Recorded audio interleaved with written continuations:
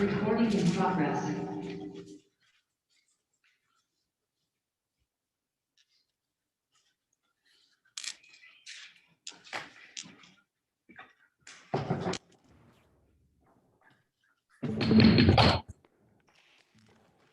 Good evening. I'd like to call this City Council meeting to order for June 8th, 2021.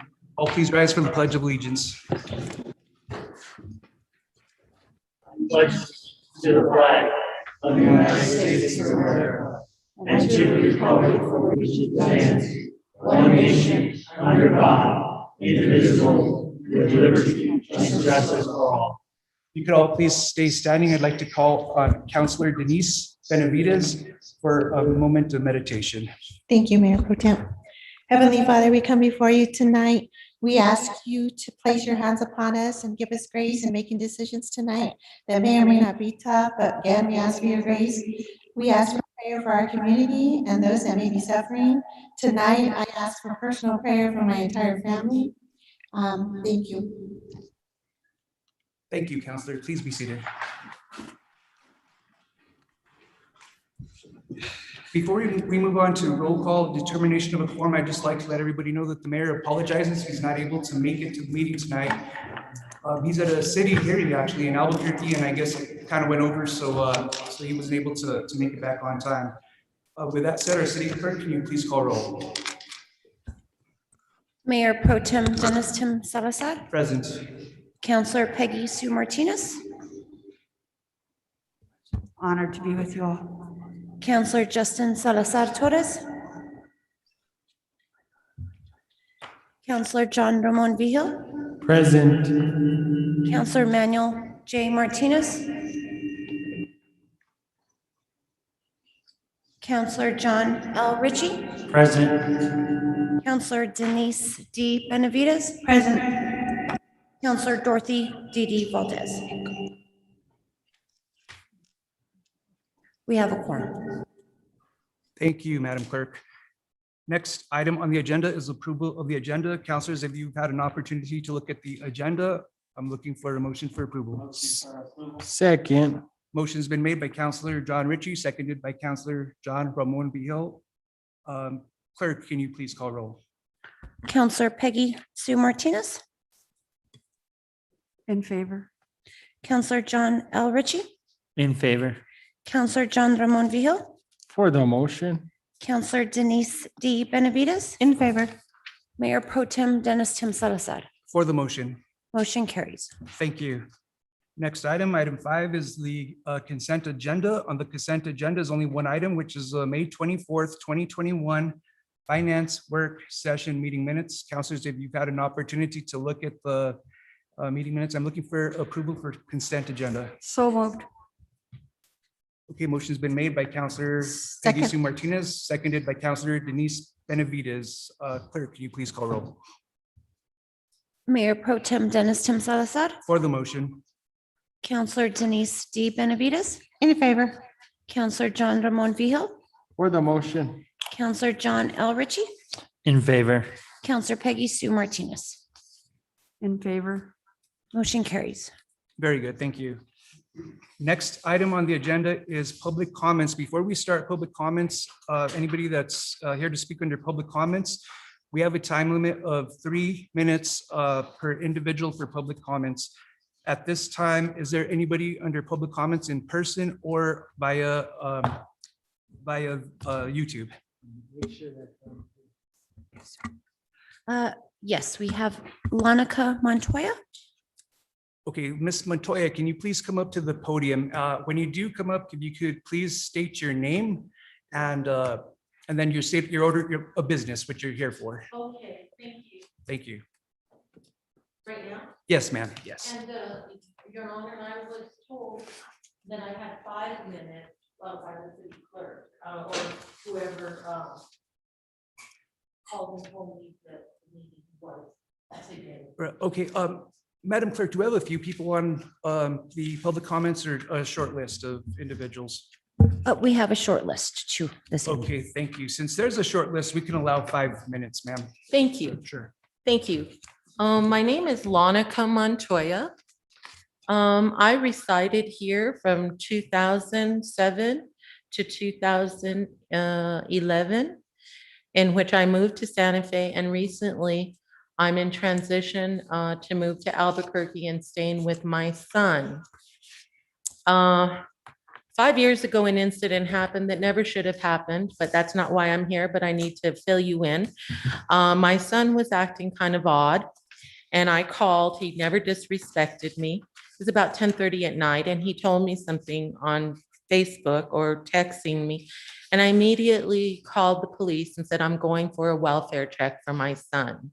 They told me, do not make contact with him. Meet the officers at the end of the road, in which I did, at which time I found out the officers had already been to my son's house, severely damaged the front door, did not wait till I got here. And it is recorded, but we ran out of the tort claim of 90 days. We kept getting pushed back and placated.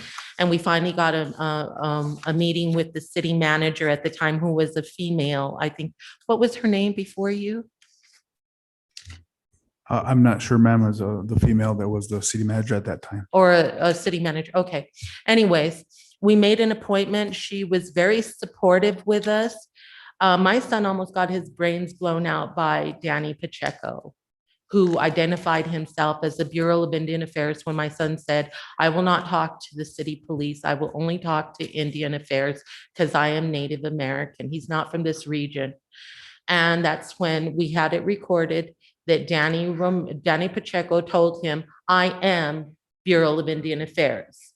Okay, that was a lie. Recently, I came back to stay with my son while I had a major surgery on May the 27th. As I was preparing for my surgery, I was taking care of my business, and I went over to Allsups to put gas, and I made a little diaphragm here so that you can get a gist of where I was. I'm on the block, and then where the pump is, and where the other gal was coming into that pump, and where I stopped right over here because I saw she was in a hurry to get her gas. And so I took this opportunity to stop right there and call the graphic design number that was on the wall coming in from the south side of Riverside. One of the buildings said graphic designer, and I had copied or remembered the number, stopped, put my car in gear, and waited when I saw the woman make a beeline for the gas pump. All of a sudden, I was on the phone with this individual at the graphic designer, and I looked up to see this woman who should have been at the pump about a half an inch in my bumper. Opened the door, started screaming, flipping me off, very aggressive. I'm 59 years old, you know. I called the police right away. I felt threatened. I really felt threatened. I rolled up the windows and I called the police. When the police showed up, they showed up in force, 6 officers. I feel intimidated right now because this gentleman on the phone threatened me. And so let me just get my composure here. Officer JD Lujan was the initial contact, and he said, what happened? I said, I don't know what's going on, but this woman was in a hurry. I stopped right here. She approached me, started flipping me off, and then she disappeared. She abandoned her vehicle right in front of mine. She left. She was a little bitty woman. She left. I started seeing cars pull up. She was making contact with these people that weren't even getting gas. It's none of my business, but they were getting their daily dose of whatever they needed. I saw it. I know what was going on. It's none of my business. All of a sudden, they scatter. Here comes the police. JD Lujan tells me, what's the problem, ma'am? I said, well, this is what happened. I felt like this was aggressive, and I called you. And he said, well, it takes 2 to tango. I said, what? I said, I'm not fighting no one. I said, and he says, well, I'm going to go do an investigation. So he left me there. He left 2 officers over here. two officers over here with their hands on their gun, very intimidating. They said, we can't talk to you. He's in charge. They kept deferring to JD Lujan. I said, all right. So he comes back about 15 minutes later and he says, I conducted an investigation and you were the aggressor inching up to her. In fact, she only has this much room to put gas. I said, what? You could just show where my car is. I said, what? I said, what? I wasn't inching up to anybody's vehicle. Anybody's vehicle. I said, and he said, well, I conducted an investigation and you were the aggressor. I said, everybody that witnessed it already left. Who would say something like that and lie? And I said, that's not the truth. I said, and he said, well, I said, what about the girl in the blue dress who was talking to her and came up and said, what are you doing to my friend? Leave my homie alone. And I said, officer, there was a girl in a blue dress. He said, nobody saw this girl with a blue dress. This girl with a blue dress doesn't exist. And I says, well, he says, there's nothing here and you don't have, and we're not going to invest. We already did our investigation. And you can go ahead and leave now. And I said, leave? I want a police report done. He said, you're not going to get one. And I turned to the other officer and I said, I need a commanding officer or a sergeant. Ms. Montoya, your time is pretty much up, so if you Okay, could please start well, wrapping it up. Okay, so anyways, I called and made a complaint. I was threatened by an officer up Apodaca that I made the complaint about what happened. The next morning, he said he'd call me by 10. He called me by 8. He said that I could get in a lot of trouble for posting the truth. That's my First Amendment right. I called and I asked for the chief of police to call me. He never called me. I called the city manager and he was told by the chief of police that he called me and it was resolved. That never happened. He never called me. Now, the lieutenant did call me, had me on speakerphone and did not identify who was listening, but Jack Jones was there. And I said, well, why didn't the chief of police call me or the deputy chief that's listening right now in the background, Mr. Jack Jones? And he stated to me that he didn't know why, but that he was authorized by the chief of police to contact me and to resolve this matter. And I said, wait a minute. I said, I want the number to internal affairs. You guys straight up lied to me. You refused to take a police report. And I asked him specifically, Mr. Jones, I asked him, I'd like the number to internal affairs. He said, I am internal affairs. I said, then I would like to speak with someone regarding a tort claim. I am tort claim. And so I said, so you are judge, juror, and executioner. He said, the buck stops here with me. My concern here is I did a little investigation. For one thing, the mayor is not even a citizen of Espanola, and the bylaws state that he has to be a community member and live here. He does not.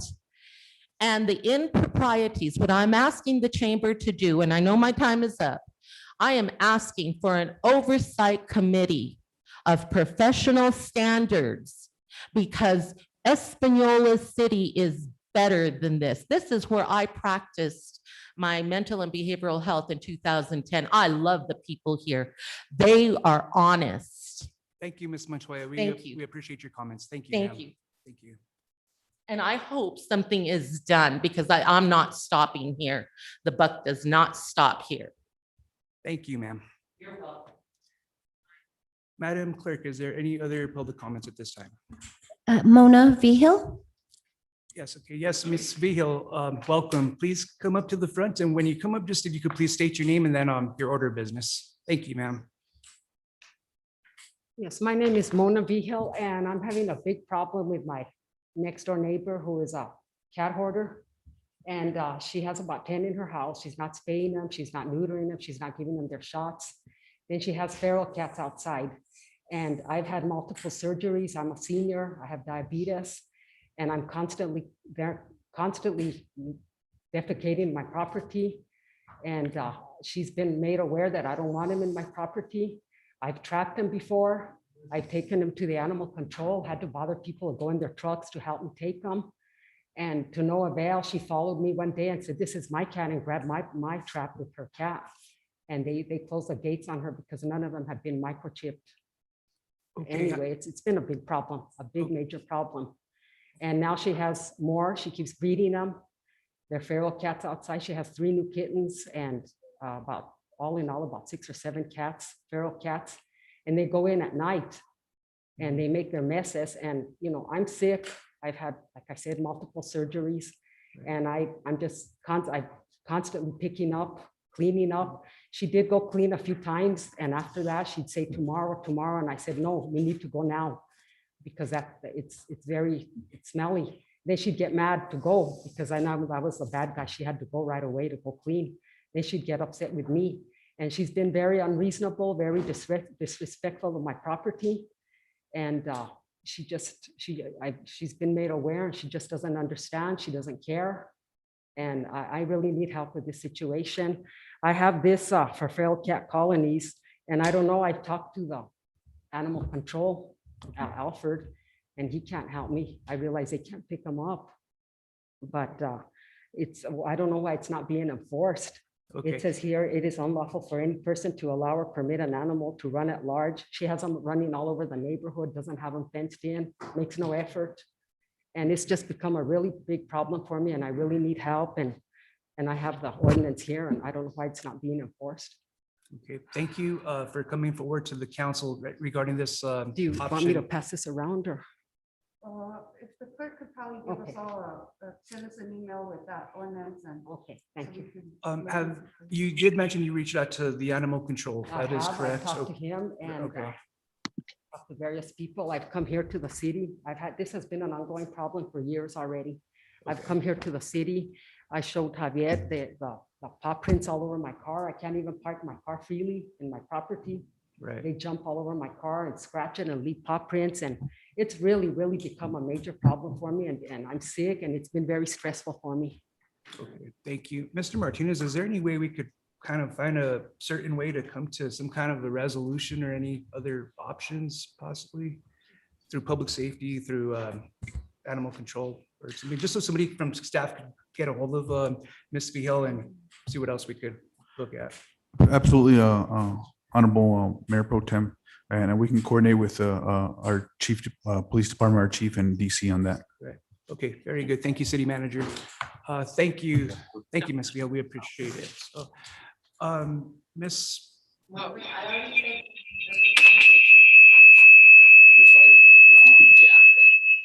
The girl in the blue dress got dropped off and I said. That's the girl in the blue dress. So Okay, that was my point. okay, thank you. And the point that they do not take police reports on private property as per Mr. Jones. Okay, thank you, Ms. Montoya. Appreciate it. Madam Clerk, is there anybody else for public comments? No, sir. Okay, thank you, ma'am.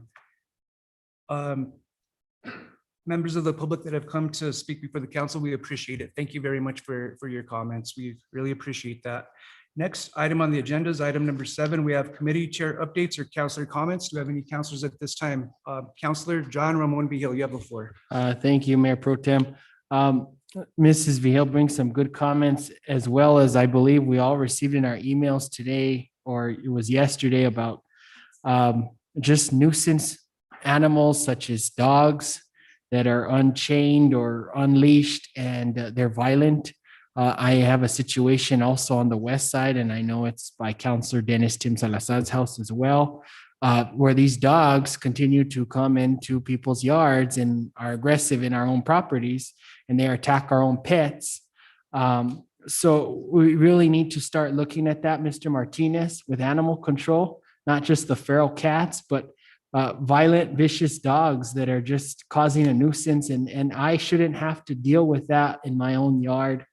And so Mrs. Vihel brings a good point with just these nuisance animals and handling that. I understand animal control is really swamped with one officer, but we need to get this gentleman the support he needs to be able to get his job and for our citizens to feel safe and not have to be hampered by that.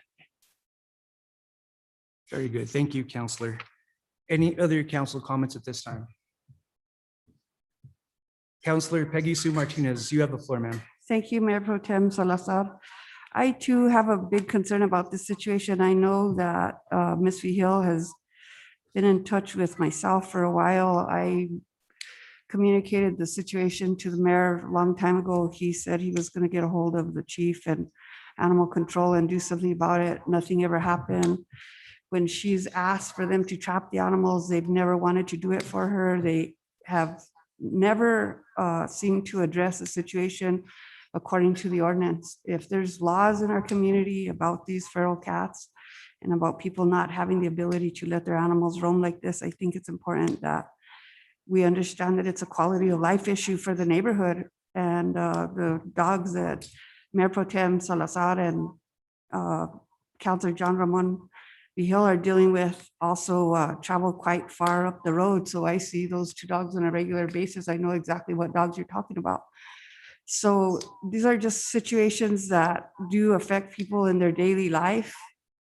I think your quality of life has been affected in this situation, and I'm hopeful that we can get some resolve to it as soon as possible. Thank you. Thank you, Counselor. Is there any other comments? Okay, hearing, I can say a comment.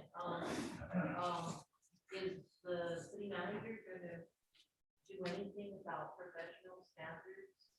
our city manager is working on this on a daily basis, as far as professionalism, community standards, and of course, he works with all department heads. But Ms. Montoya, you're always welcome to come back to future council meetings for public comments. And then also we have Public Safety Committee the first Wednesday of each month as well here at the council chambers. Well, I would like to see an internal investigation done on the police in Mexico. Not all of them are bad. Okay, thank you, ma'am. Okay.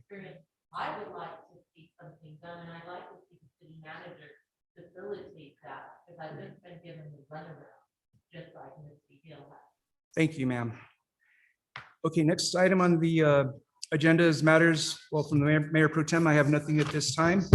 So let's move on to item number 9. We have matters from the city manager. City Manager Javier Martinez, you have the floor, sir. Thank you, Honorable Mayor Pro Tem Dennis Tim Salazar, members of the governing body. So on the packet material, I listed a few items that are, in progress moving forward. State Road 76. We're finalizing with our engineers to get the traffic control plan finalized as with NMDOT standards. Also, the final phase of the Coronado Street Water Project to the south. We're looking to move that on that as well. The nitrate filtration system, as all of you have seen, there's been construction at the Ranchitos Park well to an addition of a filtration system to treat the nitrate issue that we came across a couple of years ago. So, the city has always been on the cusp of maintaining very close to the maximum EPA standards. And so with this filtration system will really assist in that program for us. I also want to recognize that Ms. Diane Hawkes, our grants manager, and with our streets and public works, we've been awarded a little over 75,000 with NMDOT for local government roads, and another 124,000 from NMDOT for municipal ulterior program for planning and design. So that's some good news. We're also in the process of with the Ranchitos Park CDBG funding to start going out to RFP and getting contractors to hopefully start that project in the latter part of this summer. We've also been busy applying for different grants for congressional direct funding with the Office of Senator Ben Ray Lujan for $1 million for the Rio Grande Outfall Rehabilitation Project with the Wastewater Department to I guess correct or to bring a better standard on the effluent water that we drop into the Rio Grande, make sure that we're up to standard on that. Also, I'd like to mention to everybody that I believe couple of weeks ago, there was a flyer that was sent out to all the public, informing them that we're going to start enforcing the disconnect for delinquency on water accounts, since the moratorium has been lifted by the PRC for electric and gas. The city doesn't fall under the PRC, but we just want to follow suit since they're doing the same thing. So we want to be on the same line as them as well. Also, some good news. I believe that if anybody drives at night, you'll see that the streets are getting illuminated. I know that our contractor Bixby Electric did a good phase on Riverside from the Walgreens intersection down to, I believe, Walmart on the northbound lane. So now they're going to be working on the southbound lane and also on up Industrial Park. So it's progressively moving forward on getting the lighting. And I stand to it for any questions. Thank you, CM Martinez. Councilor Peggy C. Martinez, you have the floor. Thank you, Mayor Pro Tem. Thank you, CM Martinez. Just quickly, thank you for all the updates on everything going on. Seems like you guys are very busy here at the city. We look around us and we can see bits and pieces of little improvements, so we certainly appreciate your work. I'd like an update on swimming pools, specifically to touch base on when they'll be available for lap swimming for adults. I received numerous concerns about that, so could you touch base on that, please? Yes, absolutely. Honorable Mayor Pro Tem Tim Salazar, members of the governing body, Councilor Peggy Sue Martinez. So the last update that I got from Recreation is that they're looking to open the Ranchitos Pool next week. Right now, they're in the latter parts of getting the lifeguards certified, trained and certified. That was the big holdup, right? Is getting applicants to apply and to get them trained, certified, and up to standard, right? So the Lucero Center pool will be closed, as I believe that during one of the Community Services Committee meetings, our Community Services Director, Mr. Scott Frost, had mentioned that we've discovered a leak in our sump pump that's pretty bad, and we need to address that also with our wastewater. When we do the back flush on that pool, we tend to be out of compliance when we do that. So we're working with the wastewater department to get that fixed. But as of right now, the indoor pool will be closed, and the staff will focus primarily on having the outdoor pool open, hopefully by mid-June of next week.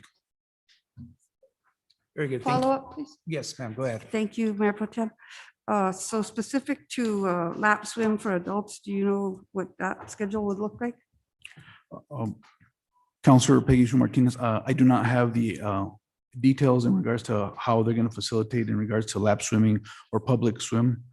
Right now, it's unfortunate, and it's going to be public news here pretty soon, but our Community Services Director has submitted his letter of resignation, and last day with the city will be June 18th. So we're conducting interviews, as a matter of fact, this Thursday to backfill that desperately needed position, to hopefully that we don't lose any momentum moving forward and the transition is as smooth as possible. So yeah, but we're working with our Recreation Department to primarily open the Ranchitos Pool for this summer. The constituents that I spoke to don't mind if it's very early in the morning, so that it doesn't interfere with any of the youth things, but they definitely would like a specific time for lap swim, just for information. Okay, thank you. Thank you, Councilor. Councilor John Ramon B. Hill, you have the floor. Thank you, Mayor Pro Tem. Mr. Martinez, I know a couple months ago, we were cleaning the Prince and Carter ranches. I wanted to see a status update on what we're doing on the north side of the ranch for the vegetation and the tree growth. That's become quite an issue for the residents that live on the north side of the ranch. I just wanted to see if we were going to make any attempt to clean down there. Honorable Mayor Pro Tem Dennis Tim Salazar, members of the governing body, Councilor John Ramon Vigil. So right now, and as everybody's aware, it's been very dry. We've had some moisture here in the recent days, but the winds have been pretty high. So that's pretty much halted the cooperation in regards to cleaning that area.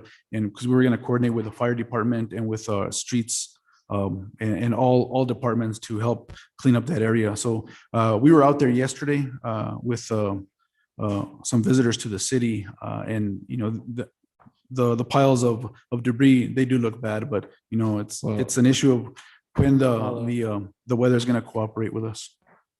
So follow up though, Mr. Martinez, my concern isn't the piles, it's the vegetation and the overgrowth of trees that has grown on the north side of the ranch. And that also is a fire hazard for many of the residents in the high winds. There's a branch that's pretty much from one of our trees, it's way in our property, that if a good windstorm comes, it'll throw down their entire barn. And this has been an ongoing issue about just cleaning up the north side of that ranch so that trees aren't encroaching on the property. We're not being a good neighbor to them is my concern. I hear you, Counselor John Ramon Vigil. But you know, have you been out to the ranch? So they have cleaned that debris out there. So, but there is a portion of property that does not belong to us between the north side neighbors and the city's property. We can only go so far. Well, and who does it has- belong, who does has it been belong cleaned- to? Excuse me, it has been cleaned up to the fence line. I don't know. I believe that is not city area. I believe it's in the county, but we can definitely look in if it's an issue with that property between us and those neighbors. Okay, because the property, when the county calls them, they understand, the county tells them that's a city property. We really need to figure this out because it's quite an issue for the people down there on North Prince Drive. Thank you, Counselor. Is it Counselor John Rich or Counselor Peggy Sue? I have a question. Okay, Counselor Peggy Sue Martinez, you have the floor. Thank you. Two things I forgot to mention. One is that we should definitely be looking at some type of firework ban, being that things are very dry and we're looking at a drought. So sometime in the very near future, putting something like that on an agenda. And then the next thing I wanted to mention was the city talked about creating payment plans for people that were affected with their utility bill. And you mentioned that you had sent out flyers to people that were behind on their utility. Was a payment plan mentioned in there? Or how are we reaching people so that they understand that that's available to them?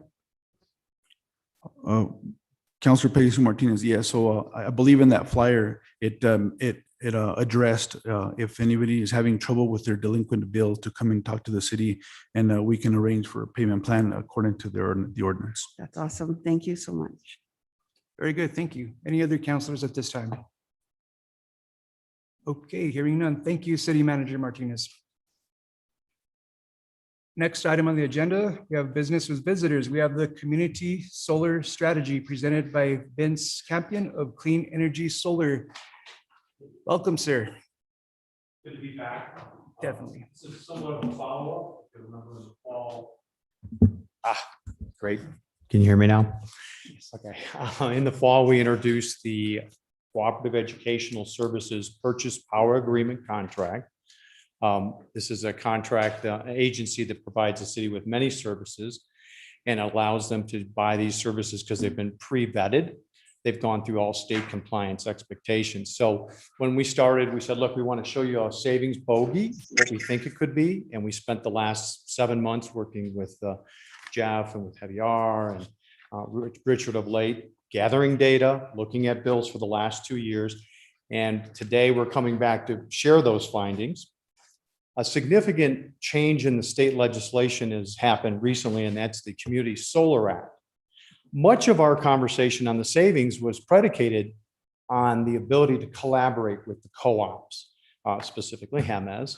And we've had some meetings, but it's been kind of slow, which we kind of expected. Well, now with this new legislation, Espanola has the opportunity to become one of the first cities in the state to take advantage of it. So you're going to hear two parts today. One is going to be a follow-up on the savings projections we talked about in the fall, where we're going to look at a specific proof of concept, a 0.5 megawatt program at the sewer plant. And we'll talk about the savings. And that kind of dovetails into the larger opportunity for the community, which is the Community Solar Act. So can I advance this myself or? No, you have to? Okay, can we look at? So this is a good graphic. This comes from the state, and it just kind of explains it very simplistically. And it shows that a large solar array will be built in the community. we're up to 5 megawatts. That 5 megawatt array will allow low-income housing families, municipalities, schools, all types of community agencies to have access to solar energy. If you don't have resources, it's expensive, right? So the community solar act says, well, let's build a great big array and let all these folks have this access. Now, what they do is they subscribe to the program and they go ahead and become a member. The legislation was passed and they're going to take the next 9 months to figure out the rules because it's new to the state of New Mexico. The company I work with works all over the country. And we've experienced many forms of community solar. So our idea is working with the CES members. We're talking to the Village of Chama, the Chama Independent Schools, Santa Rosa Independent Schools. I could go on, there's a list, right? There's 440 agencies across the state that use the CES contract. And our ideal is instead of just individually going and saying, hey, here's some best practices, let's make these the rules, because there's going to be these public hearings with the PRC. We're saying, hey, why don't we get together as a group and amplify our voice? Because we've looked at all these different agencies and we do know the best practices, and let's as a group agree upon this, and then we'll go to these meetings. So one of the asks for the council today is when we look at this program is to formally say, Espanola wants to be one of the first with community solar. My company will fund it, we'll build it, we'll engineer it. We already have a state compliant contract that you use. We will manage it for the life of the program. So we can enable this desire for clean energy. Can you advance, please? It is our intent and our hope that we'll be able to work in collaboration with the co-op. And there is new management there now, and I've been talking to the team and we are reaching out for them. And one of the things we're going to ask the city to ask for is for them to formally meet with us, because we think that they could be a really key part of this, and they need to be, so that it accelerates adoption to clean energy, because funding is usually a problem, okay? But we can solve that. So just recapping real quick, the CES program allows the city to build this, either the 5 megawatt array for the big picture or the 0.5 megawatt array with no debt, no investment whatsoever from the city, no performance risk. Unfortunately, you usually don't have engineers working for you that are experts in solar energy to tell you which equipment to buy. So if you buy that equipment thinking it's going to give you 100 kW and it only gives you 80, well, that's performance risk. That means your return on investment is going to be impeded. You don't have that risk. You don't own the equipment. All you do is buy the clean energy produced from the solar array at a pre-agreed upon price. And here's the best part. The price doesn't go up for 25 years. No demand charges, no fuel adjustment charges, no administrative charges, none of that. Straight, flat, fixed fee for 25 years. It's an outstanding value, okay? No maintenance or operation expense. We pay for the insurance. We pay for acts of God. 15 years from now, all the inverters that turn the power from DC, right from the sun, right, DC, to AC so it can go in your panels, they're all going to wear out. We've already factored that in. We know what the costs are going to be. We calculated it out, and we will maintain that system throughout. The only expense you could have, if a city worker broke something, we'd ask you to fix it, okay? All right, so those are the high points. Now, what does CNM, Clear Energy Solar New Mexico, bring to the table? Well, we started off, if you remember, we built the Otero County Prison Complex, 1.28 megawatt array, and we only brought the money, the first ball, right? So picture yourself as a juggler trying to get all these balls in the air so you can get clean energy. We thought, well, if we brought the money, everybody would be happy. Well, when we got to closing, just like when you close on your house, right? All the problems came up. The problems with the utilities, the problems with the manufacturer, all the things. So we said, well, if we're going to do that, we might as well own the whole system. So now we do all of that. We join your team and they see us an extension of expertise and resources that you don't have to pay for, and we follow your leadership. We'll manage the process, which means negotiating with the utility, working with the PRC, all the legal costs incurred, getting the state contract from CES, which is already in place. We manage that. CES will monitor us, just like they do all their contracts. We provide the engineering, the procurement, and the construction. And there's a job opportunity here, because we're more than happy either to partner with the co-op or even the city and train employees to do that maintenance work if they wanted to do it. It's an opportunity, okay? So those are the offerings we provide to make it easy. These are the key points of the program so that you can understand there's no risk to the city. Any questions so far? Any questions at this time? Councillor Ritchie, you have the floor, sir. So where is the solar, who's going to be operating it and who are we billing? Who's benefiting? Excellent question. Actually, your timing is perfect because here's who's going to benefit. On the community solar part, if you look up here at this pie chart, the state says the main anchor tenant can only have 40% of the production. So that would be 2 megawatts for the city. Okay. Now here's the beauty part. You got facilities that are small, but they need it, right? By themselves, they'd never qualify for this program. But now using this program, you can spread it across whatever departments you want to share it with. So 2 megawatts of the 5 would go to the city for you to decide where. We're working with the team. We've listed all your locations. We're identifying priority locations first. Okay. The second part then says low-income housing and agencies that service low-income housing would benefit from this program. They would see a 20% reduction in their electric bills, and they would participate in this program in that capacity. Then the other piece of the pie, if you add this up, it's 110%, but it's a political piece. So, but it's up to these numbers, but these are the rough guidelines they're giving us, would be for less than 25 kW community service. For instance, tomorrow afternoon, we're meeting with Los Cumbres, community service that does outreach in various ways. And they, by themselves, will not qualify for this program. It's too small. But if the city had a community solar program, Los Cumbres could be part of your low-income serving agencies group, and they would see the benefit of this. Okay? So 3 groups are going to benefit: the city direct, low-income housing, and small commercial, government, educational groups under 25 kW. So it's not the great big users. It's more for the middle and smaller users. Follow up? Yes, sir. So where the solar array is going to be in one location or at? Excellent question. So we would work with the co-op and look at the grid. And this was our strategy. If you remember last fall, we said we want to collaborate with them to do this because what we were doing is following what other states have done. We knew community solar was going to come eventually. So we would say to them, hey, where in your grid would you benefit to have locally generated clean energy for your community? Now let's think about what happened to Texas last fall, right? The grid failed, not the solar collectors. They were still making electricity. The grid failed. With this strategy, we can harden your key assets. Our proof of concept is your sewage treatment plant, where we can put assets right on site so that you will always have power when the sun is shining. Okay?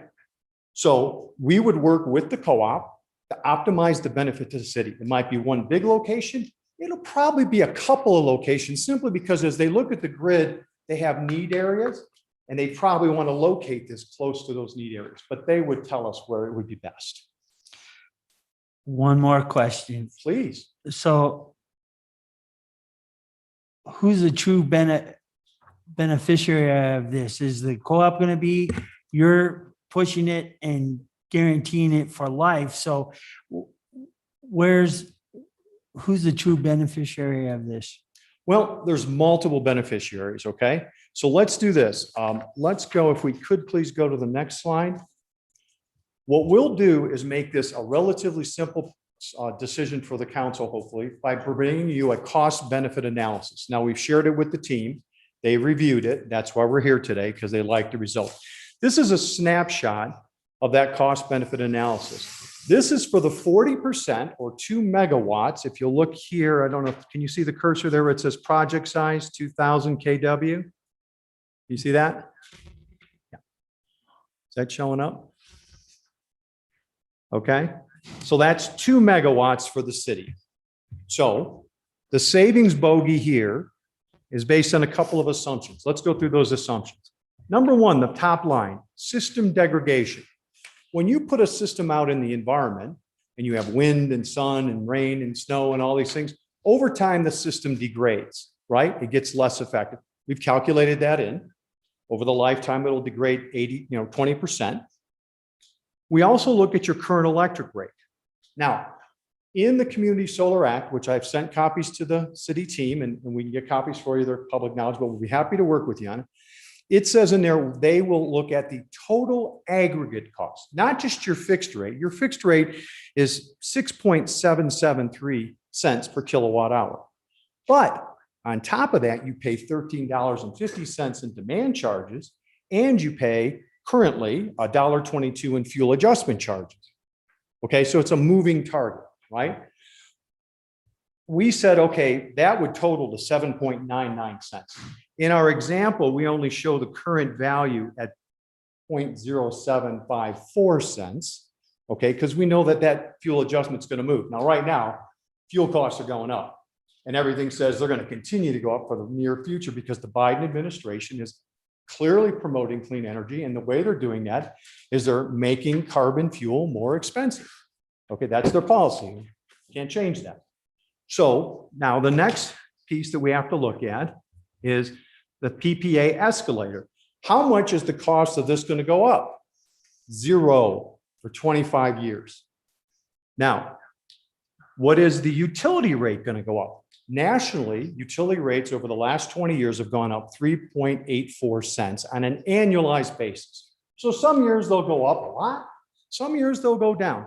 But if you look at the last 20 years, that's a general national standard, okay? We were conservative. We said, well, let's just take 2.5% escalation. So what we're saying is over the next 25 years, your utility bills will go up on an annualized basis about 2.5%. We think that is extremely conservative. All right. So with all those assumptions, the city would save $4.2 million over the life of the program. And it could easily save a lot more if fuel adjustment charges go up more, if costs go up faster than 2.5%, which is below the national average. So to answer your question, who benefits? The first beneficiary would be the city. Okay. And that's how they would see the benefit in the form of savings there. Plus, they'd have the peace of mind. You now have 5 megawatts of locally generated clean energy. So if there's a grid failure due to cyber terrorism, severe weather, the chances of it being on a localized level are much less than if it's coming from out of state. Does that make sense?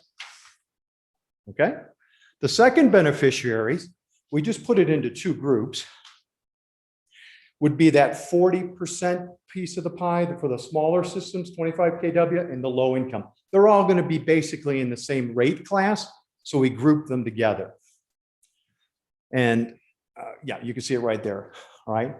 So we group those 2 together. We said, well, if we group those 2 together, if you look here at the project size, we're talking about 3 megawatts serving those segments of the community, okay?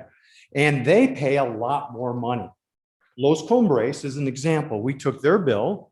Thank you. Somebody preempted that. And it goes right here. They're paying 12.5 cents. Okay. So with a 20% reduction, we're looking at a $12.647 million savings over the life if utilities only go up to 2.5%. Probability, it's going to go up more than that. So this is a conservative number to show that low-income housing, small businesses, community services, anybody you choose or they choose to subscribe, because they get to subscribe to this program. Okay. Now, who's going to do the subscription? We think the co-op is the perfect partner. And this is a way for us to protect the co-op, because as we go to clean energy, we've got to make sure that that part of the pie is serviced, right? So we would want to work them. If they don't want to, we can do it.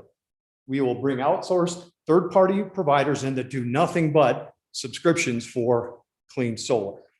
Okay, so it's going to be up to you to decide exactly how this is shaped and sculpted, because you'll have some decision points. But if you don't want to do any of it, we'll do it all. And it'll all be sanctioned through the CES program and monitored by them as well as yourself. Have I addressed your questions? Yes. Okay, good. Any other questions? Thank you. Yes, Councilor John Ramon Vihil. I have a boatload, but first I have a disclosure. I have served as this trustee for Hemmes Mountains Electric Cooperative. I represent the west side of the river. I have quite a few, actually. So for your no admin costs, you don't have an increasing facility rate charge? We have a flat rate. Okay, all right. So how do you handle your net metering system then going back into the grid?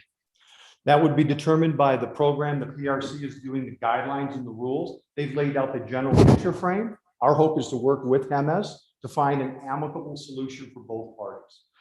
Okay, so one of the big things I'm seeing here is the PPA. And I think Hemmes is a really big partner in this before we even move further. We have a 10% allowance by Tri-State, our GNT, that allows us. And so Hemmes has moved forward with creating a solar array in Alcalde.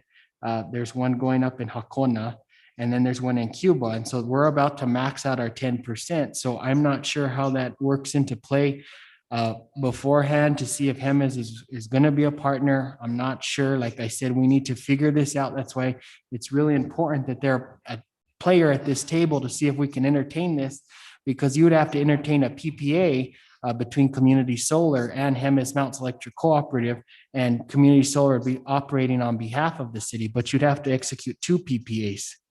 Well, those are the rules that are going to be determined by the PRC.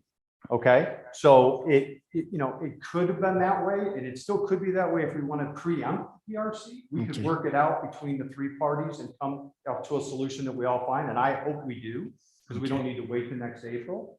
But if we have to wait till next April, we'll have to see. That may or may not be the case, and that's why our ask is for the city to formally adopt this concept, form a task team with a point person to work with Hemmes and the PRC, so that we're doing our due diligence as we go along. So when the day comes, number one, there's only 200 megawatts being offered in this. Now that sounds like a lot, but if you spread it across the state, so if you don't get your foot in the door and apply and get there and be first in line, you could miss out. Now there will be one again after 2024, but that's a long ways off. We're not sure. We don't want that to happen. We want you to be one of the first in the state. So your points are valid, and we welcome the conversation because we believe you're the perfect partner. Follow up to that. And so I see the need and concern regarding relieving the load. We're talking first to implement this for the sewer water treatment plant there in San Pedro. So that's fed off of the San Pedro substation. Espanola is fed off of 3 substations, primarily the San Pedro substation, the downtown Espanola substation, and then La Loma. There's those 3 stations feed all the town. So you're saying this would help alleviate that, possibly because of the size of the megawatts? Well, there's 2 things happening. There's the community solar piece, which is the 5 megawatt array, which we would work with. You remember when I was saying the co-op would know where this would work the best? So we would absolutely work hand in glove with you to make sure we pick the optimum place.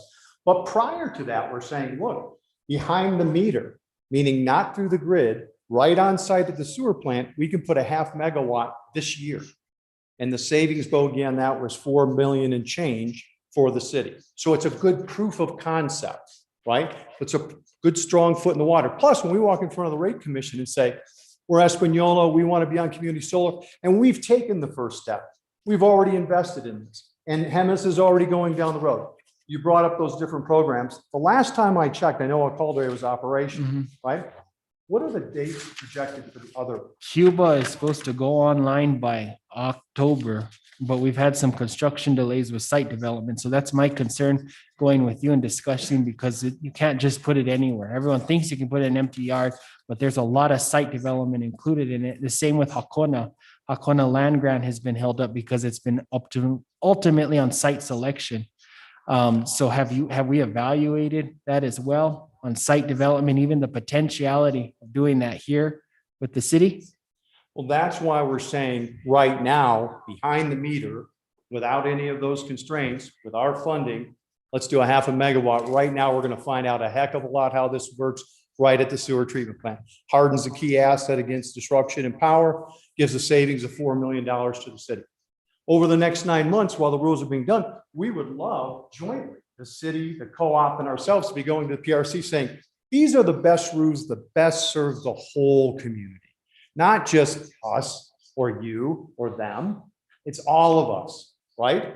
And it's more of an equal partnership Whereas right now, the city buys its electricity from the co-op, and the co-op kind of dictates the terms.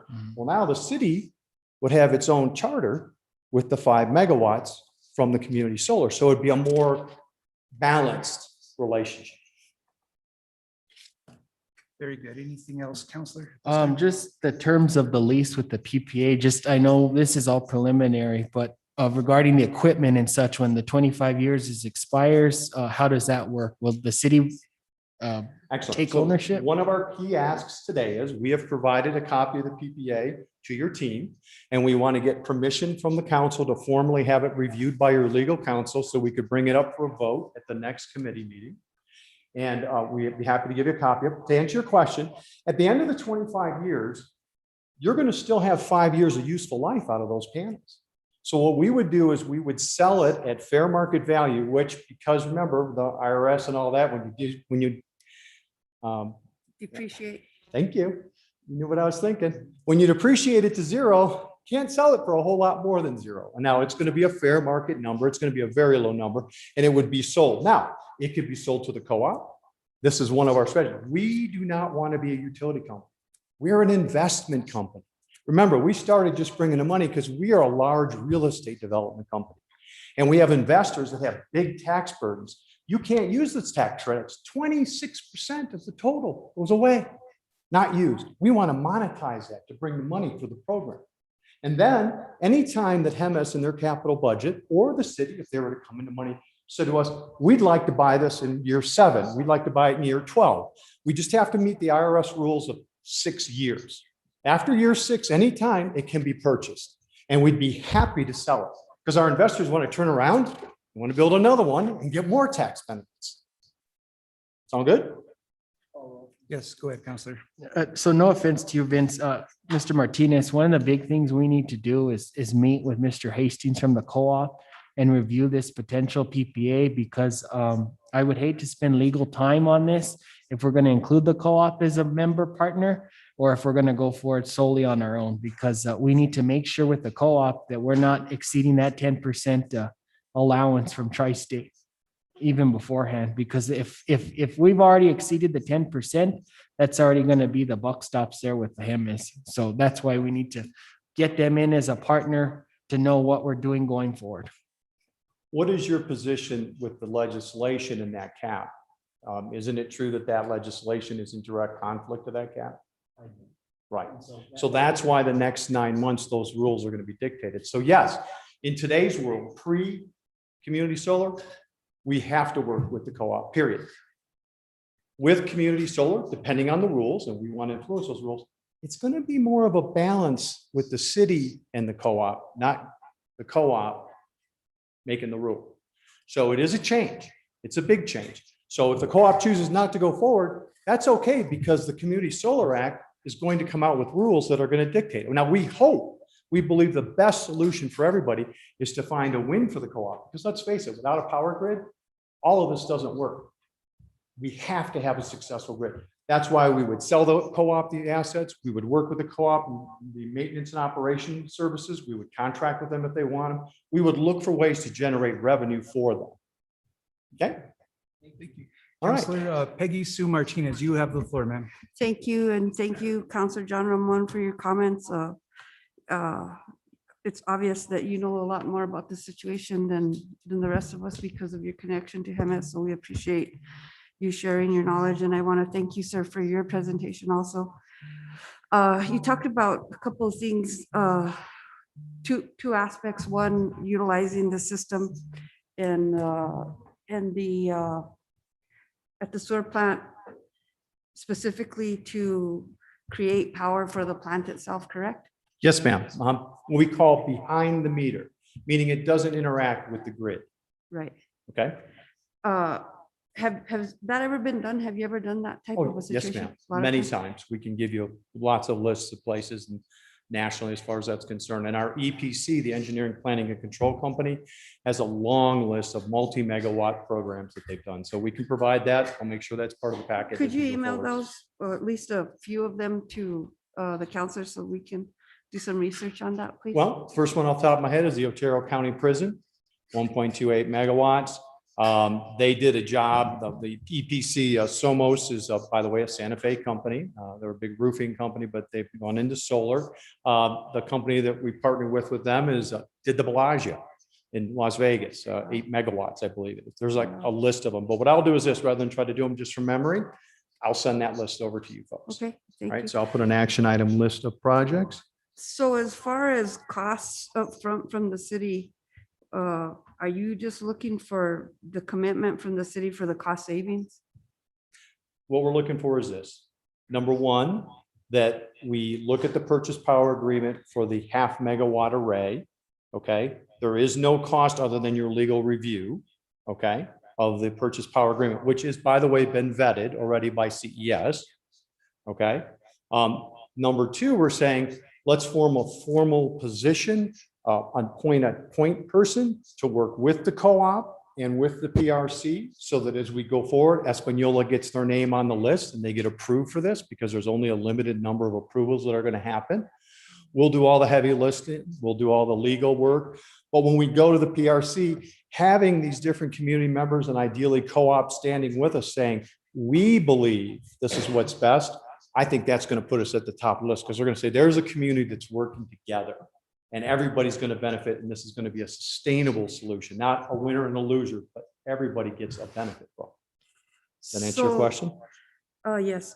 So the Community Solar Act has not been solidified as far as the rules are concerned as of yet. The act was passed. Now over the next 9 months, I believe April, so I don't know my months right, the PRC is going to be holding public hearings where communities will come to them, co-ops, I'm sure, are going to be going to them and saying, this is what we think the rules should be. What we've done is, because of our experience with multiple states that already have it, we're creating a punch list of the best community solar rules and acts that have already been proven. And we're going to look for that to be adopted by the group going there. So the timeline for them to solidify this act is probably next April then. Right. So rather than waiting to next April doing nothing, we're saying, okay, let's take the first step. Let's do a 0.5 megawatt behind the meter, which means it doesn't interface with the grid, save the city money, show the ability to do a project of this size, work with us, see the actual fruits of the labor. Right. And then as we're working together, we're going to be working very closely with the co-op, because we still have interconnect. We build that relationship. We bring that relationship in front of the PRC. They say, hey, these people got their act together. What are the rules you want us to put down? Let's listen to you.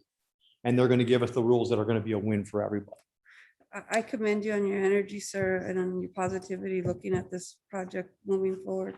But I have one more question. Is your company a sole source on the CES on this situation, or are there other companies that provide this service? CES did a across the state solicitation for bids. There was numerous providers as far as that's concerned. We were awarded it, and one other company was awarded it. They have not been active in promoting it, because basically we brought the concept to CES. They tried to do it years before and they couldn't get it past the state. It just didn't work. We helped them. We put a lot of money into it, legal fees, things of that nature, demonstrating the benefits to the community, and we got it passed. Okay, thank you very much. All right, thank you. I don't think we have the ability to move this forward at all. It's not an action item at all. Right, right. No, not at this time, not at this time. Yeah. So at this point, just continue working with our staff, and then just, in that sense, like Councilor Martinez said, this would have to come to another meeting eventually for a possible vote. That's our hope. And if we can facilitate a meeting with the co-op, we would love to meet with the new GM. We've been trying to get that together. We just haven't had any luck, and we'd love to have that conversation. I think Go ahead, yes. I think just for sake of it, I think the co-op, we need to get a hold of Mr. Hastings, the GM and staff. We just hired a new engineer as well. We need to get them and just in discussion, just to be a partner, whether they want to be a partner or not. I think that's really important. And that's just a sign of mutual respect between all the parties. And I can help facilitate that. I didn't know that there was a problem getting a hold of anyone. I think it was because of the transition. We did meet with Ernesto once, and then right after it changed. So, I'm sure, I know Heavy Hours tried to follow up and we just were waiting to give them a little breathing room because I know they've only been on the job like 60 days. So we're happy to have that meeting when it's right and proceed together. Thank you for your time and I look forward to following up. Great, thank you. Thank you so much. Okay, moving on to the next item, we're going to public hearings. This is an appeal hearing, Espanola Planning and Zoning Commission case number 2021-05, variance for Randy Sandoval, applicant, to allow the placement of a mobile home as a second dwelling unit on the legal lot addressed at 603 East Huron Street, located within the B2 General Commercial District. Planning and Zoning Commission denied the variance. We will have a presentation by Planning and Land Use Director Richard Hubler, but prior to that, I would just like to go over a process. The following case is a quasi judicial in nature, and the hearing will be conducted under provisions required by the New Mexico Court of Appeals. This includes the identification of parties and the swearing in of all those who wish to provide testimony. The opportunity of cross-examination to ask questions will be provided to all parties. So starting with the process of a public hearing, at this time, I will be opening up the public hearing. The time is approximately, we got 7:13 right now. After reading the case of the description, counselors, is there anyone who has a conflict of interest or who has had ex parte communications related to this case? Any counselors have any conflict of interest or any prior ex parte communication related to this case at all? None at all? Okay. Okay, just verifying to move on. Okay, the identification of the parties will be the applicant. Yes, Counselor Martinez. Thank you. I'm going to disclose that I did receive a call from not this gentleman, but somebody concerning this gentleman. And I let them know that I am a part of the appeals process and that I could not get any information from them and could not discuss it with them. So I did have a phone call on it, but I didn't discuss anything. You didn't discuss anything? Yes, sir. Thank you. Okay, thank you, Counselor. Counselor John Ramon Vigil. Yeah, same happened to me, someone, a very close personal friend. But I told him we're an appeal body, so we can't do anything about it. And I'd have to not hear to be impartial. Okay, very good. Thank you. Anybody else? Okay, hearing none. The identification of the parties will be the applicant, the notified property owners, individuals with legal financial interest, self-identified, general public. So with that said, everybody that has been identified, we will be swearing you in at this time. So with all those wishing to provide testimony, including staff, please stand. Please raise your right hand. Do you swear or affirm under the penalty of perjury that the testimony you provide will be the truth, the whole truth, and nothing but the truth? Yes. Okay, thank you. Please be seated. Okay, staff presentation, Mr. Richard Hubler, you could come forward.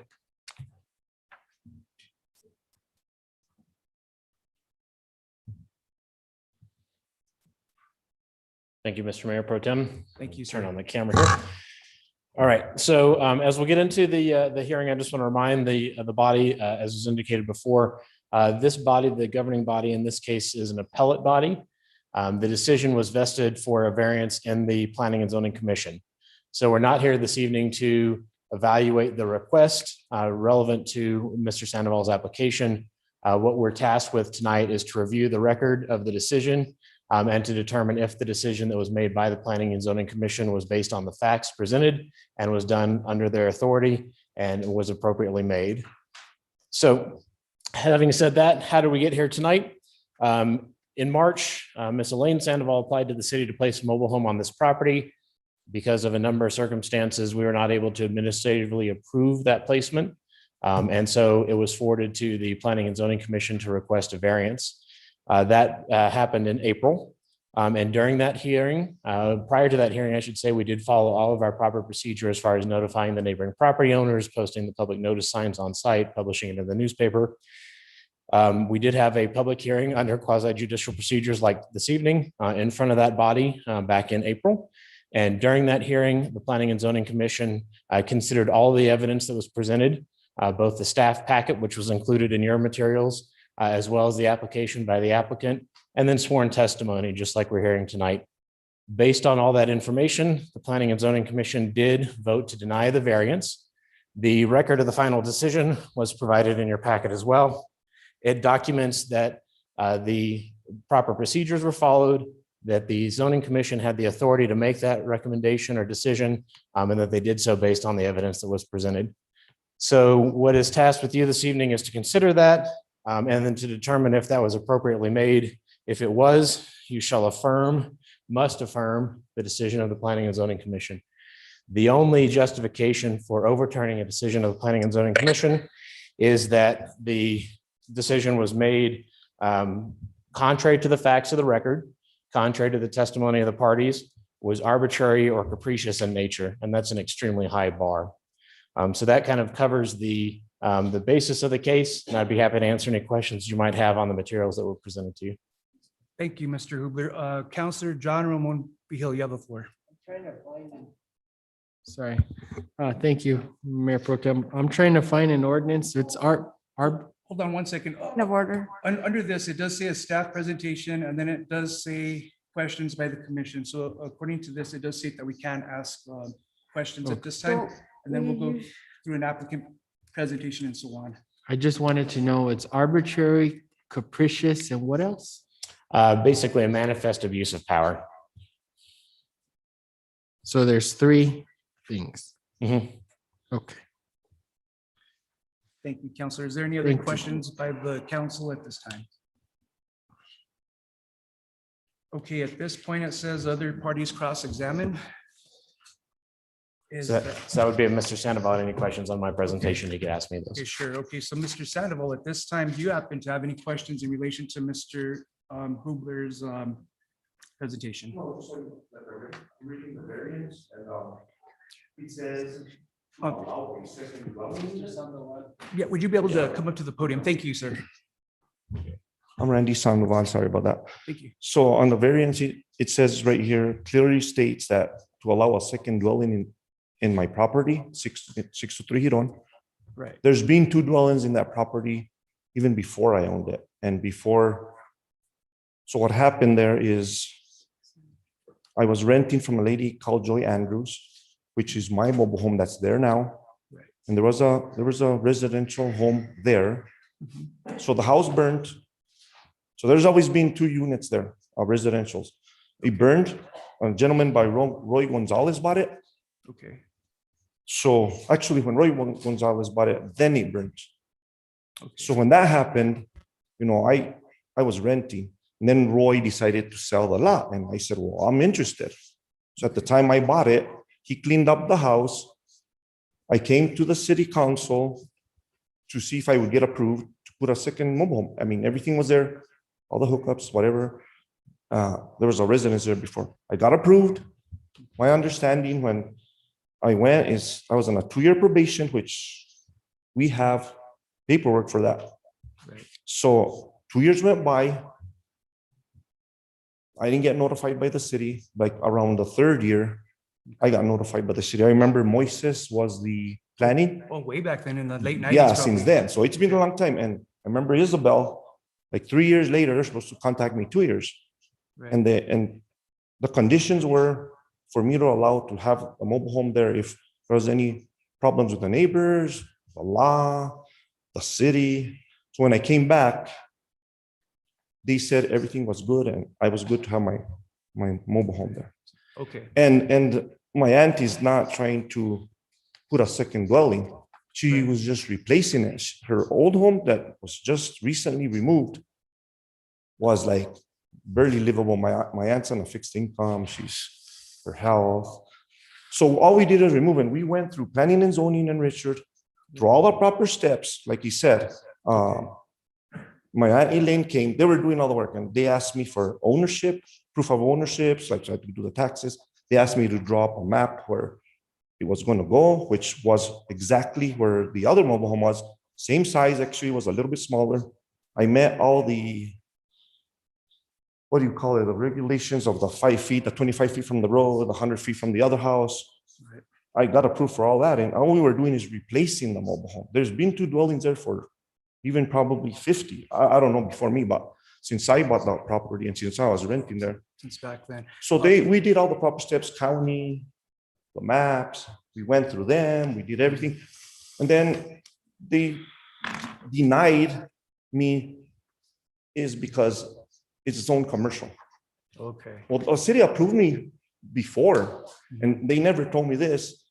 And then, does it mean if it's zone commercial, it's commercial?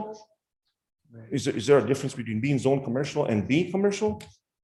I don't understand. And then I don't understand all this code chapters 350, 615C, UPC 10. I mean, who knows what that means? I don't. I mean, you guys probably do because you work with them every day, but how many people know about all that? And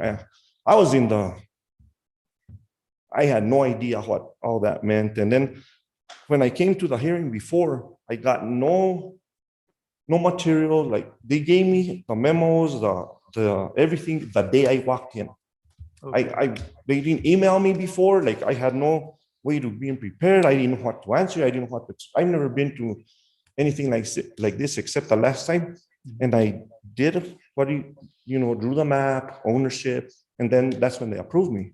Okay. So that's the only experience I've had with the city council and dealing with stuff like this. And so when I came, I had no material, no nothing. So I walked in here and then they handed me the stuff. Like now, at least I got this a week before, so I was able to review it and look at it. But matter of the fact is, all my aunt all we were doing is replacing the mobile home. Her home was very not livable. So you replace it with another older mobile home, which is in way better condition. We're just going to replace it. That's it. And my aunt, like I said, she's elderly and her health's kind of, Right. and she's homeless. I don't mean homeless on the street, but she don't have a home. She's lived there for 20 some years and she's freaking out, and I'm freaking out because I'm like, I did all the right things. I followed all the steps, all the requirements. Why didn't they tell me since the first day? Oh, it's commercial. You can have a mobile home there. They made me do all this, do all this, do all that. And then they deny me. I mean, why didn't they just tell me since the beginning? Okay. I went to move the mobile home. Oh, they just left it there. So, so in reference to this, I just want to clarify for the record as well. So what Mr. Hubler has stated, you're not cross-examining. This is just pretty much like a presentation of what you're going through. Okay. Is that correct? Okay, perfect. So at this time, if you're okay with this, Mr. Sandoval, I'd like to have the council ask you questions. That's fine. Possibly. If any councilors have questions Okay. at this time. Anybody? Yes, Councilor John Ramon Vigil. Thank you, Mr. Chair. Mr. Sandoval, you've clearly stated at the hearing that your intent for this mobile home was for a dwelling. It wasn't for a rental property. That's what I'm reading here. It was for your aunt. Well, yeah, but she was paying me rent, but very little. Because but she's owned the last mobile home for the last 20. I bought it from my mom. I bought that property and that was my primary residence. My first property, I bought me a brand new mobile home, which is the one there now. Excited when you get your first house. And so the opportunity when the house burned, I said, well, I can put a space. My mom moved here. Eventually, I moved to Portable. I built a house. So I rented my mobile home. And my aunt at the time was at the low incomes. She had 2 little girls. And I presented her with the opportunity. She said, you know what? Because I don't want to deal with the rentals, they're a pain. And I said, if you buy the home, you can have her. And I worked with her. She paid me payments. It took her a long time. I sold her the mobile home for $4,000, and she paid me. And then so she continued living there. And like I said, I do rent her the space, but very little amount. Help her out. She's my aunt, and at the same time, it helps me out a little bit. Okay. Thank you for your comments, Mr. Sandoval, and of course for the clarification on your part. At this time, other parties cross-examined, so that would be Mr. Hubler in reference to Mr. Sandoval. Unless the council has any questions, let me back up a little bit. Any other questions from the council?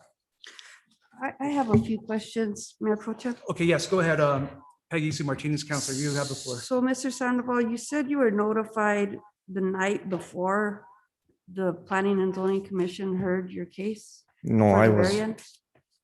well, I was notified about the meeting, like in advance, like more, but I was given the material, the memo, the agenda, the minute I walked in, like I had no material, no emails, no, I was like in the, what to expect. Like with this one today, what's her name?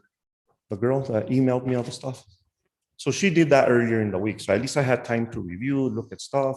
But when I came the last time, I walked in and I didn't know what to expect. I like I said, I never, then they handed me the memo, the agenda, everything. And I was like, I didn't have no time to review it or anything. So follow up. You also stated that there was a mobile home in that particular space before and that it burnt. No, Is that correct? it was a house. It was a house. Yes, and it burnt. And it burnt. Yes. So. So they you demoed it and- removed all the debris from that Yes, that was Roy Gonzalez owned it at the time. with the plan of replacing it with another mobile home. No, so at the time, it was Roy, so it was vacant. And then Roy said, I'm gonna sell it, so you might have a new landlord. And she said, unless you're interested. So I said, I'm interested. So I did my bank thing and I was able to get the loan. You know, I was working for the county, making $12 an hour. So I don't know if I can afford it. Luckily, I got approved. I had a friend at the bank, at Valley, Lillian Maestas. I don't know if you guys know her. She's a real good friend. And she helped me out. She figured out how we could do it. So I bought it and then there was a space and I said, hey, that's when I put a mobile home. I bought it and I put it there and my mom lived there. And then when we moved to Cordova, my mom went back to Cordova. And then I approached my aunt with the opportunity if she wanted to buy it because she was at the low incomes, like I explained with the two girls. And she, you know, paid me slowly, but she paid me and she's been living there since, when did I move to Cordova? I don't know, she's been there for a few years already, like a lot of years. I'll yield to my fellow counselors, Mayor Pro Tem. Okay, thank you, Counselor. Counselor John Ritchie, you have the floor, sir. Thank you, Mayor Pro Tem. Mr. Sandoval, since you were the property owner and you were applying for the variance, were you not given all the requirements for the variance and what for your request? Well, my aunt started doing all that stuff and then she would come to me like, what we needed, but I didn't get any variances like. So the person, whoever was inquiring was given, whoever was requesting the variance was given the information and the requirements that they would need to present at the hearing, correct? Yeah. Correct. Okay, so you were given all the information that you were needed to present at the hearing. The day of, No. the day of the hearing. You needed to provide that information. And whatever was requested by the planning and zoning, Well, everything, you would have to provide that information. well, everything they requested from us, we Uh-huh. got for them. Everything they requested for us before the hearing, like we had to, like I said, the ownership, Right. I had to draw a map. I had to write a letter that I was the ownership because my aunt was kind of my sister. I understand. That's what I'm saying is you were provided the list of what was Yes. required prior to the meeting and you had to provide that packet. Yes, and I did. Okay. Chair, I have Mayor Pro Tem, I have a question for Mr. Hubler.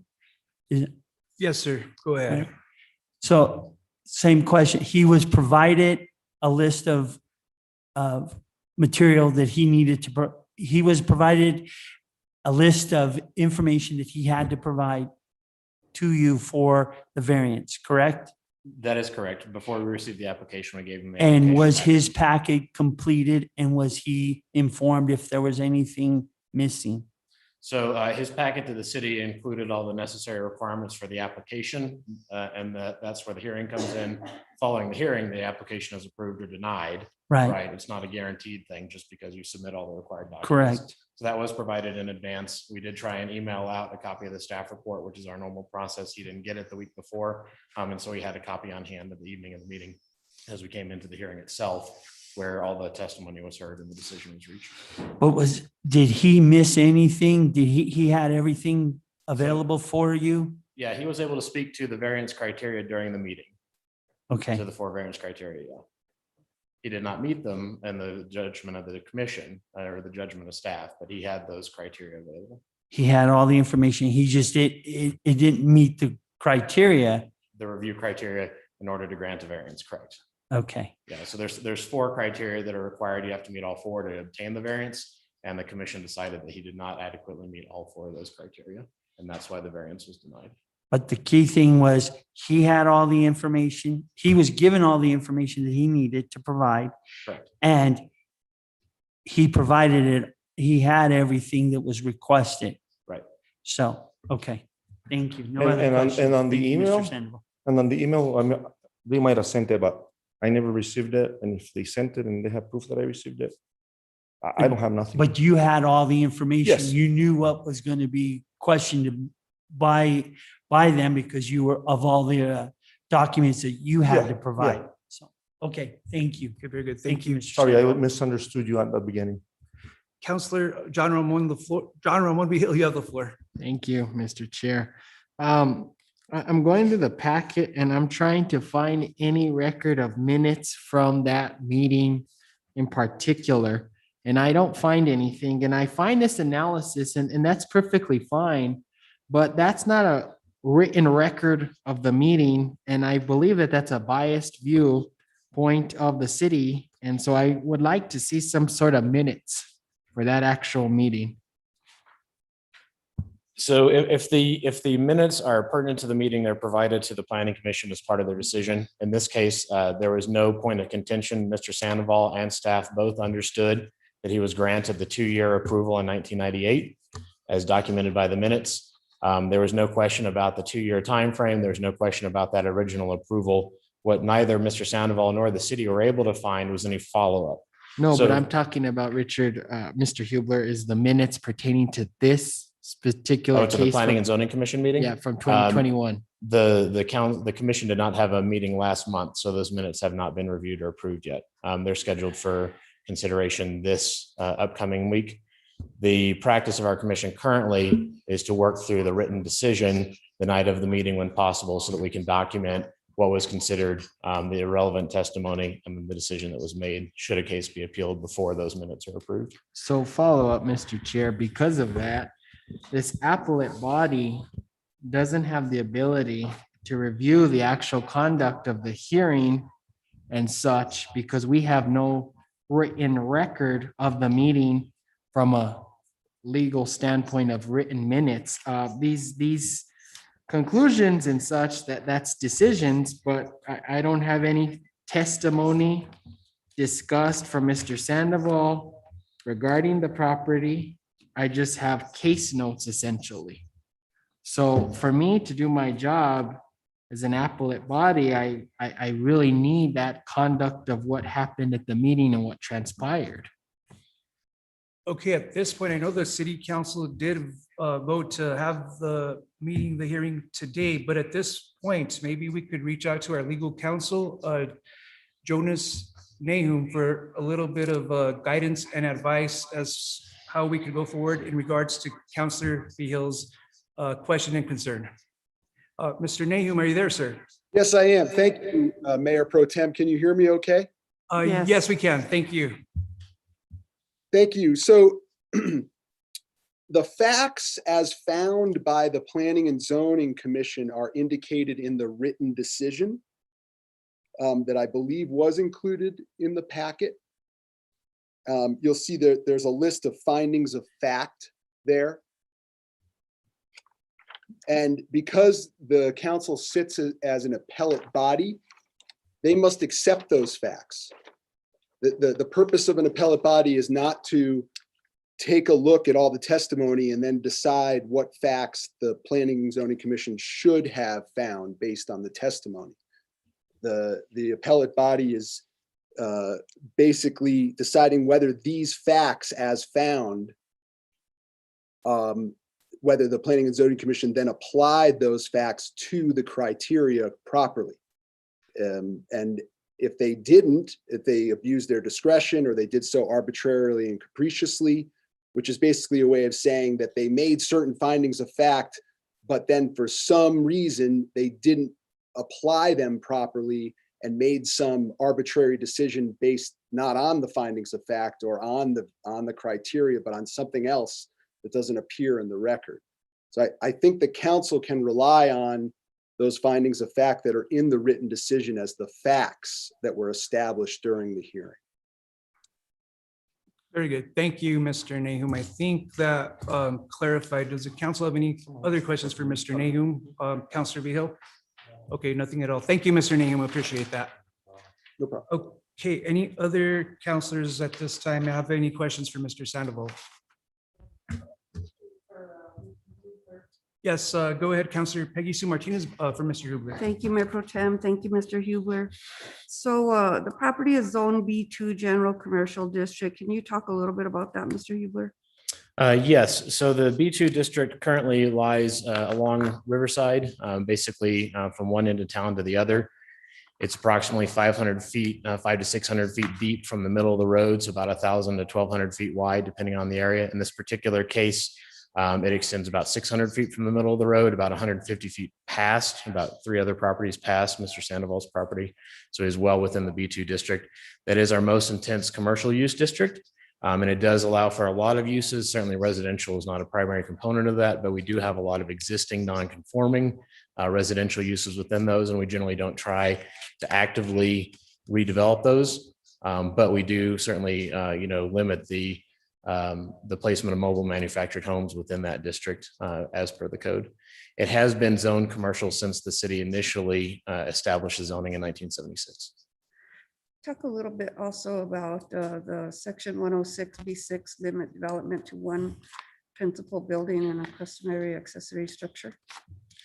That's a general restriction on all properties kind of across the city, is that by legal lot, so not necessarily a tax parcel, because a tax parcel can be more than one legal lot, but by a legal lot, the code restricts it to one primary commercial or residential use, and then accessory buildings could include things like accessory dwelling units, for instance, in some of our districts, or sheds or garages or carports or those kinds of things.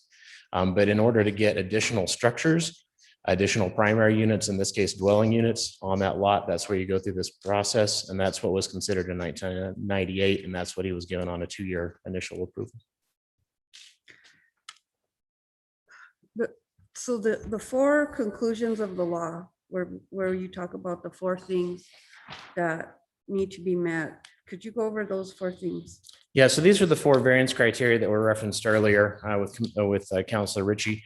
And these are kind of consistent throughout practice, throughout the industry. It's not specific. This is our particular language. But generally speaking, in order to qualify for a variance, your property has to be unique in some way, either unique topography, unique shape, size, something that prohibits standard neighborhood development that's around you from existing on your lot. And so that's kind of the first criteria. The second criteria means that it's not something that is self-imposed or not imposed by your own choice, like you want to develop in a particular manner that's not allowed, but that that's inconsistent with other lots in the district. The third one talks about the fact that you're given development rights consistent with your neighbors effectively. So if everybody else in your neighborhood, for instance, is able to have a house and an attached garage, but because your lot is too skinny or triangular in shape or something like that, you couldn't meet those setbacks and have that's the kind of justification to grant a variance. And then the fourth one, of course, is the more general, not injurious to your neighbors or to the public in general. That's the one criteria in this case that was partially met. The other 3 criteria for this particular request were not, and that's what was found by the Planning Commission. Was there ever any hardship mentioned by the parties at all concerning the situation? So the hardship is not to the particular For instance, in this case, the individual that's renting the trailer, the hardship is hardship to development, To meaning the that you, topography of the situation. Yeah. Not necessarily to the people themselves. right, exactly. And when he first applied, I noticed that the aunt is the one that applied for the, Yeah, so the original application for placement came in from Elaine Sandoval, correct? right. She was the tenant of the trailer that was demolished in February. Unfortunately, that trailer was demolished without any kind of permit from the city, or we could have started some of this conversation earlier. We found out when the application was turned in early March that trailer was gone, and we're bringing another one in. We don't treat, there's no, trading on houses. You don't get to knock one down and just automatically replace it with what was there before. Any kind of new development has to follow whatever the current regulations are. Yeah, that, did you know that? When he came in to discuss the demolition of that home, was the city aware in any way, shape, or form that his intent was to demolish that and bring in a mobile home? So we never received an application for demolition of the home, and we're not made aware of the demolition until after it had occurred. The application was submitted in early March by Ms. Sandoval. We had somebody asking questions about it, back in October, and we provided information of the case history, what we had on file, and said this would be something to talk to us about in the future. And then the next time we got anything was that application after the home was demolished. So the issue that I have with this situation that is giving me a little bit of heartburn is when he first put the mobile home on the lot and he had a 2-year renewal agreement with the city. And then the city never followed through on that. So in my view, that sort of tells him that there was really no follow through and he was okay. You understand what I mean? I don't know if that affects this situation. I'm trying to balance that in my mind. So could you please speak to that a little bit? Absolutely. And that's a very valid concern. And it's worth mentioning that in the original meeting in 1998, where he was granted the placement on a 2-year review, there was a number of other cases on that same meeting that were coming back for their 2-year reviews. So it has been, and it was certainly even documented in that meeting, that it's the city's practice to do these 2-year reviews. In some cases, every single 2 years for a decade or more. In some cases, once or twice, and then they're done. There's no longer the need.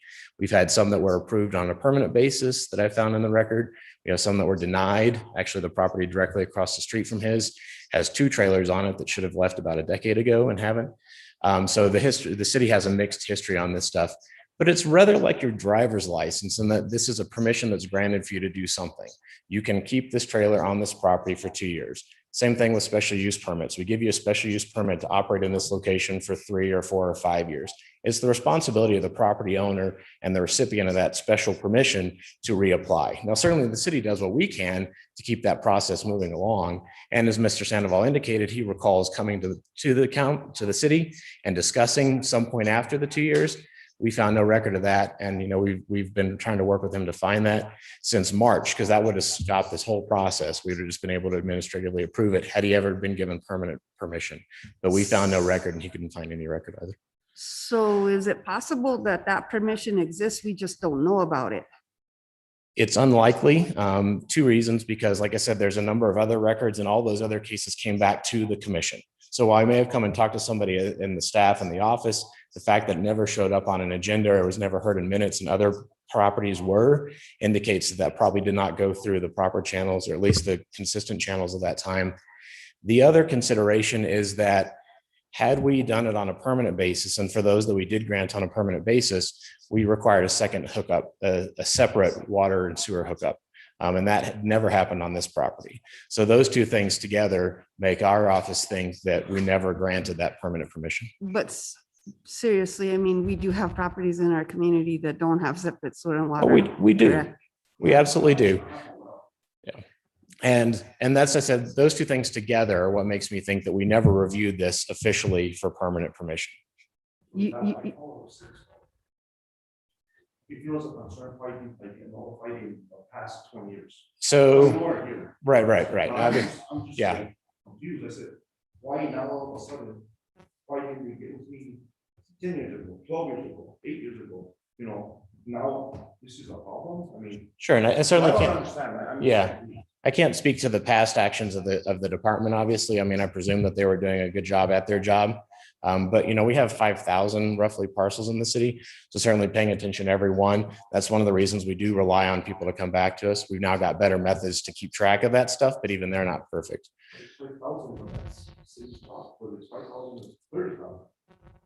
So when you search the archives, how far back did you go, Mr. Hubler? So looking originally, I started in 96 and reviewed the minutes of all of the planning and zoning and board of adjustment meetings until 2007, when we stopped this practice of the 2-year kind of reviews. The code changed at that point, got rid of this kind of special exception cycle and went to either yes or no on a more permanent basis. So I at reviewed that all. point, were those all just grandfathered, the ones that were on a 2-year review, were they just all grandfathered at that point? Some of them were approved on a permanent basis. Some of them are no longer have the whatever the request had been. And some are on a list that we're working through trying to deal with. So in 2007, you guys changed that? Should the owners be notified? I can't speak to that, and I don't know if they were or weren't. Yeah. I don't know what I'm doing wrong. I don't know if I got denied.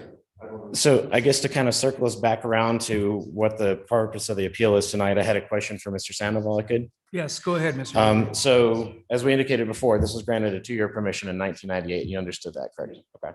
So when you came to the Planning and Zoning Commission, were you able to provide them the same kind of testimony that you provided tonight? Were you able to say your piece, basically? Do you think that When they first approved me? in April of this year, when we had the first hearing that they denied you, were you able to say your piece, make your case, provide the same testimony? Okay. So I would say from my recollection of that meeting and kind of my review of the facts, it seems like what you presented at that evening, what you presented in your appeal, and what you presented this evening are all consistent, and it's the same message and the same ideas. So that would be my comment to the council, is that this was the testimony that was considered by the Planning and Zoning Commission when they made their decision. That Thank you. To continue the process, we're still under the applicant presentation. Of course, the council questions of the other parties, cross-examination. We do have a question by Councilor John Ramon Vihil. Go ahead, sir. It's actually for Mr. Hubler. Sorry. So Mr. Hubler, I understand there's staff changes and such, but do you feel that the city has set legal precedent when they failed to notify property owners of that special 2-year exemption? No. So I feel, and it's the opinion of our office, and this follows conversation with our department attorney, that the role of the city is to follow current guidelines when reviewing current development. So this case has a lot of history to it. It's got a lot of personal, story to it.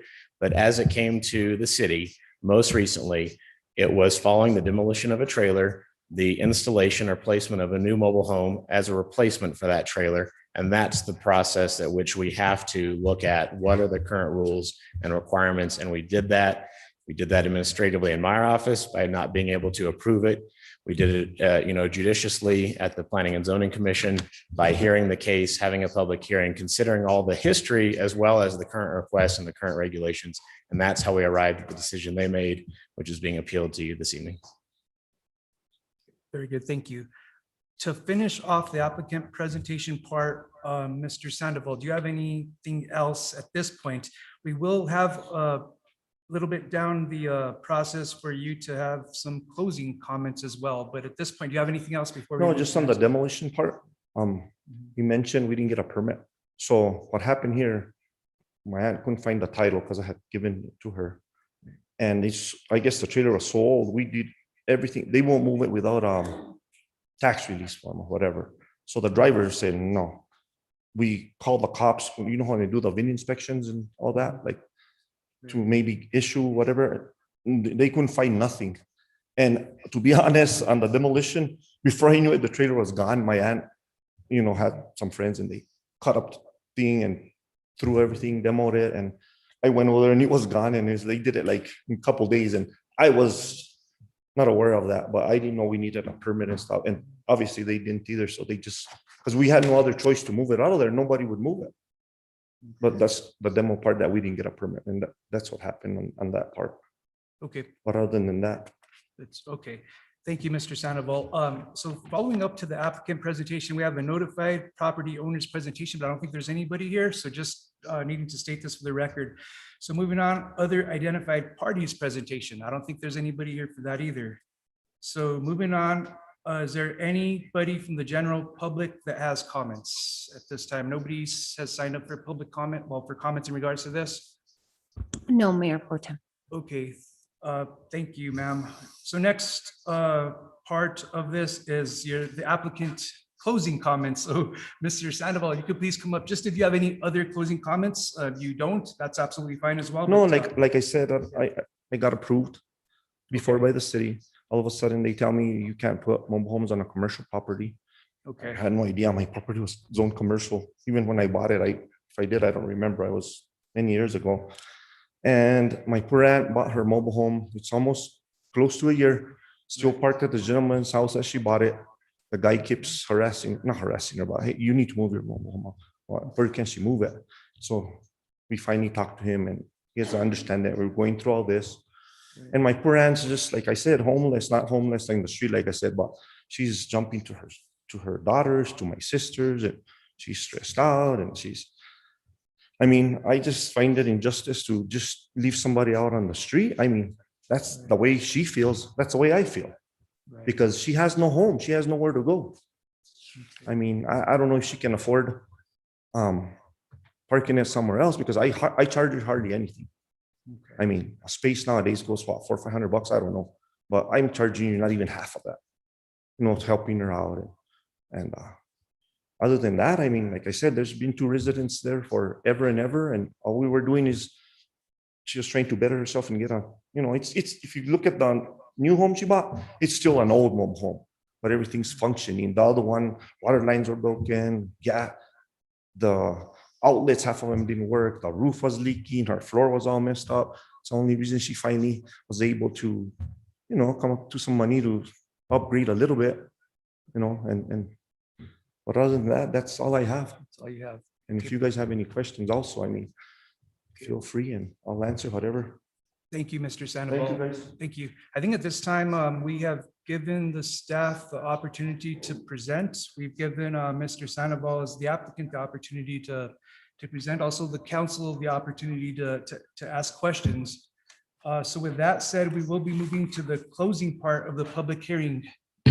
So right now, I will be closing the public hearing. The time is approximately 7:54. So now at this time, we will open the floor for council motions and discussions.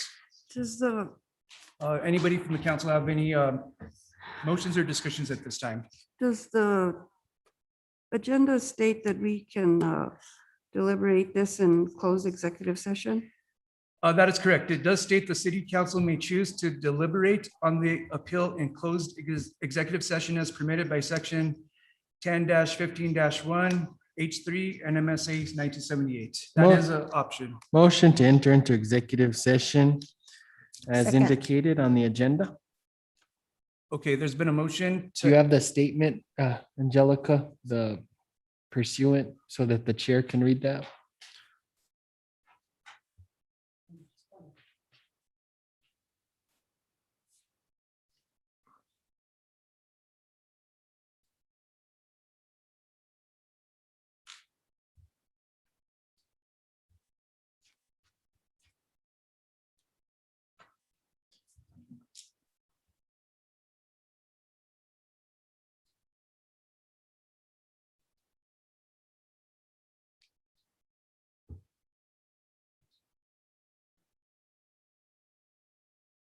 I apologize. I was unprepared for this. No, Give me it's just okay. 1 second. No problem. okay, that's fine. We legally have to.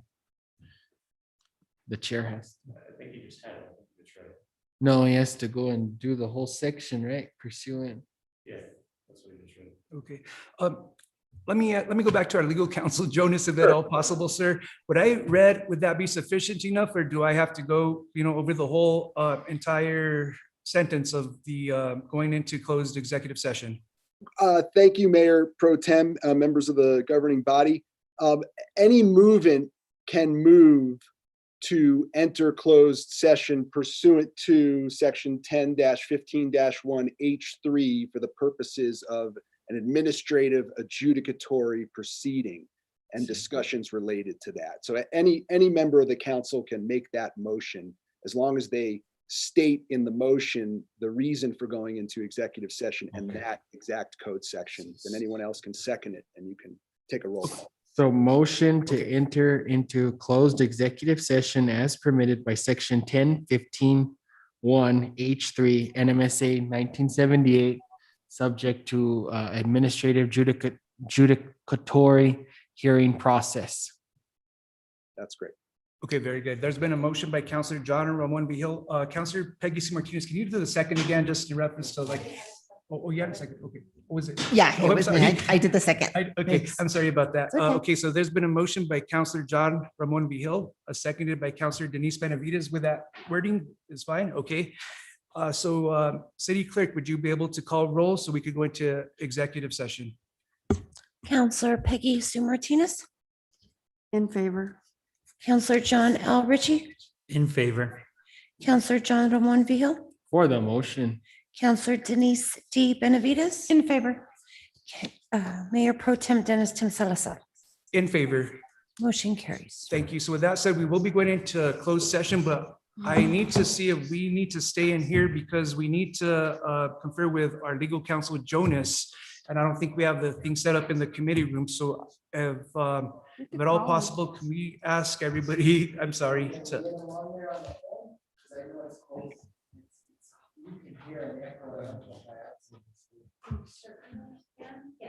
Okay. Okay, so what we'll do right now is we'll go into the committee room and Jonas, we will be calling you by the phone in a few minutes, okay? That sounds fine. Thank you, Mayor Pro Tem. Okay, great, sure. Thank you. Thank you. Can we go to?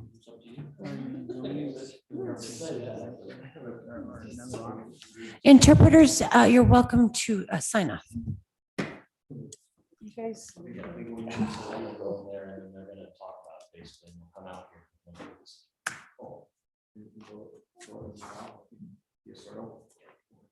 Yeah, so that they can affirm the decision of the commission, right?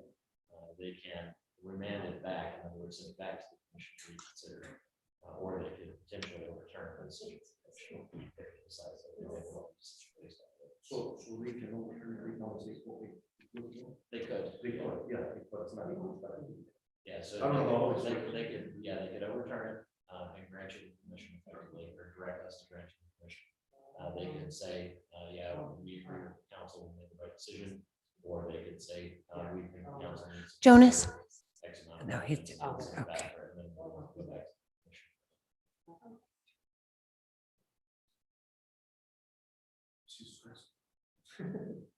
Well, it's tough, and I mean, that's the thing that we talked about in the last meeting, like, it's not. It's not very telling. I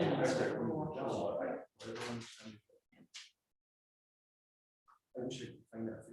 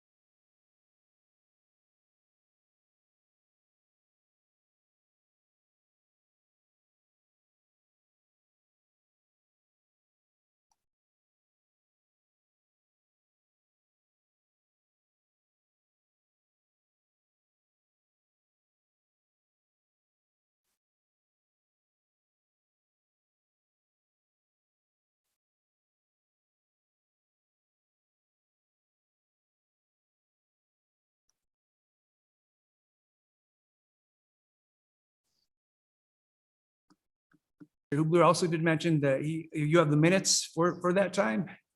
By chance, and my question is, I was on the Planning and Zoning Commission back around 96, 97, 98, so I do not specifically recall this case. And I'm not even sure if I was on the commission for this specific case, but I would just like to verify, just to have some information and of course to make it public.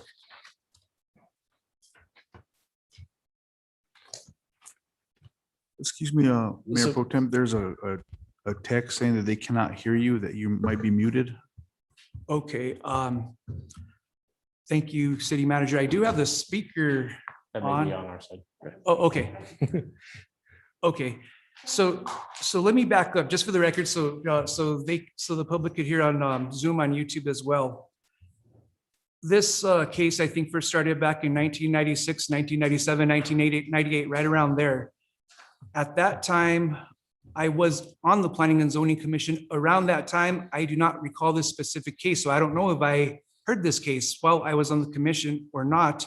So I just wanted to discuss this with Mr. Richard Hubler and confirm if he has any information, if I was on the commission for Planning and Zoning or not during that time. So Mr. Mayor Pro Tem, what I can confirm is reviewing the minutes from the July 1st, 1998 meeting. Those members of the Planning and Zoning Commission that were present for the hearing were Martha Archuleta, Christine Bustos, Liddy Martinez, John Rodriguez, Patrick Trujillo, and Julie Ziegler. Thank you. The date helps a lot because back in March of 98, Richard Lucero came in and I got kicked out of the Planning and Zoning Commission. So I wasn't on. Thank you. Okay, now let's move on. Counselors, you have the floor for any potential motions or discussion. Counselor John Ramon Vihil, you have the floor. Mr. Chair, I'd like to motion to table this item for the appeal to our next city council meeting to be held on Tuesday, June 22nd, I believe at 6 p.m.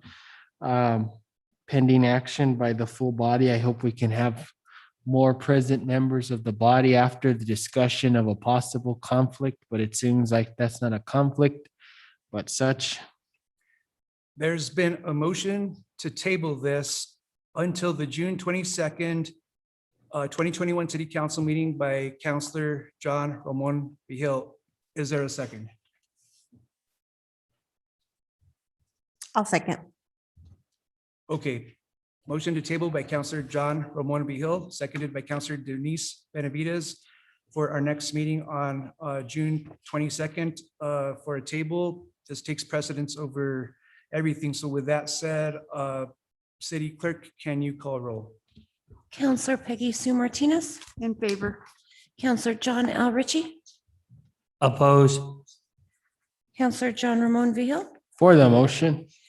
Counselor Denise D. Benavides, For the motion. Mayor Pro Tem Dennis Tim Salazar.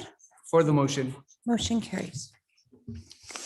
Thank you. The motion carries. So this item for the regarding the public hearing is going to be tabled until our next city council meeting, which is 2 weeks from today, June 22nd. So so we will resume that at that time. Yes. We hope so. We hope. Right, yes. Right, okay. Right. Okay.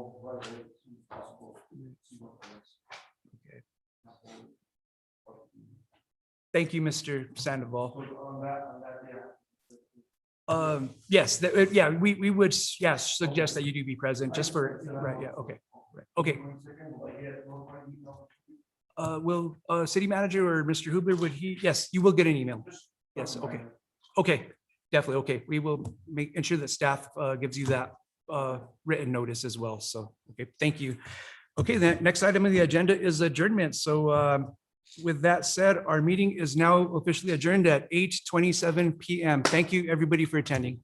Thank you.